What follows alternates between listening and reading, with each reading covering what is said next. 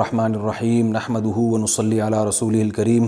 15 شعبان کی جو رات ہے اور 15 شعبان کا روزہ، اس کے حوالے سے بہت زیادہ لوگ سوال پوچھ رہے ہیں، تو میں نے ارادہ کیا میں ایک کلپ ریکارڈ کروا دوں۔ اس میں جو بھی میری ٹوٹی پھوٹی تحقیق ہے، جو میں نے احادیث دیکھی اس بارے میں اور جو علماء کے اقوال دیکھے اور جتنا میں اس کی ریسرچ کر سکا ہوں، اس کا ایک خلاصہ آپ کے سامنے رکھ دوں۔ اگر میں وہ تمام احادیث آپ کو پڑھ کے سناؤں، پھر ایک ایک کی سند پڑھوں، پھر ایک ایک کی سند پہ بحث کروں، تو وہ بات بہت ہو جائے گی لمبی اور کلپ بہت طویل ہو جائے گا۔ تو ایک خلاصے کے طور پر پوری جو ایک تحقیق ہے وہ میں آپ کے سامنے رکھنا چاہتا ہوں۔ تو 15 شعبان کی جو رات ہے، جس کو شب برات کہا جاتا ہے، اس کا نام شب برات کسی بھی حدیث سے ثابت نہیں ہے، اس لیے عرب اس کو اکثر لیلۃ النصف من شعبان کہتے ہیں کہ شعبان کے جو نصف ہے اس کی رات۔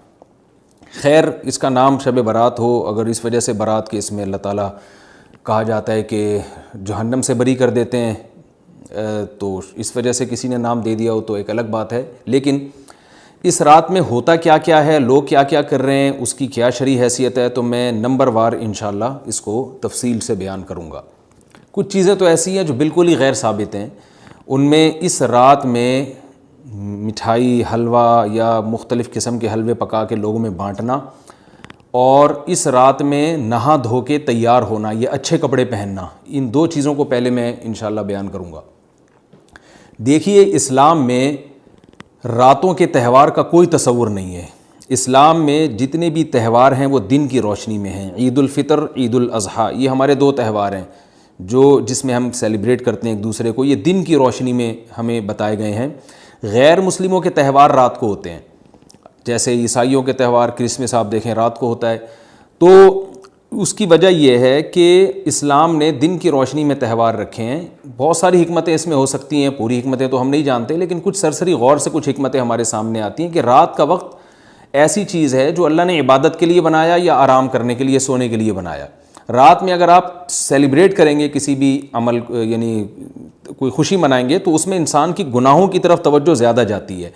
جیسے آپ دیکھیں کرسمس میں شرابیں پی جاتی ہیں، اور جو بھی غیر مسلموں کے تہوار ہیں اس میں بھی چراغاں ہوتا ہے رات کے وقت۔ تو جبکہ ہمارے ہاں جو عید الفطر ہے وہ دن کی روشنی میں ہم نماز پڑھ کے اس کی ابتدا کرتے ہیں۔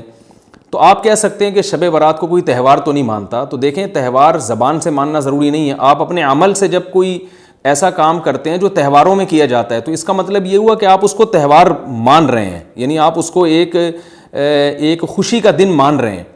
تو نہانا دھونا یا کھانے پکا کے لوگوں میں تقسیم کرنا یا خود کھانا، اور خاص طور پہ حلوہ یعنی میٹھا، یہ چیزیں تہواروں کے موقع پر ہوتی ہیں۔ جیسے ہم عید الفطر والے دن صبح سوئیاں بناتے ہیں، میٹھا بناتے ہیں، کھاتے ہیں، لوگوں کو کھلاتے ہیں، نہاتے ہیں، اچھے کپڑے پہنتے ہیں۔ جمعے والے دن بھی، جمعے میں بھی عید کا عنصر ہے حدیث میں، اس کو بھی عید قرار دیا، اس دن بھی ہم نہا دھو کے کپڑے پہنتے ہیں۔ تو جو لوگ 15 شعبان کی رات کو نہاتے دھوتے ہیں، اسپیشلی اس رات کو کہ بھئی آج کوئی تہوار ہے یا آج کوئی خوشی کا دن ہے، اور مٹھائیاں کھاتے ہیں یا حلوے پکاتے ہیں، تو وہ زبان سے اس کو تہوار نہ بھی کہیں، اپنے عمل سے یہ بتاتے ہیں کہ یہ تہوار ہے، جبکہ یہ تہوار نہیں ہے۔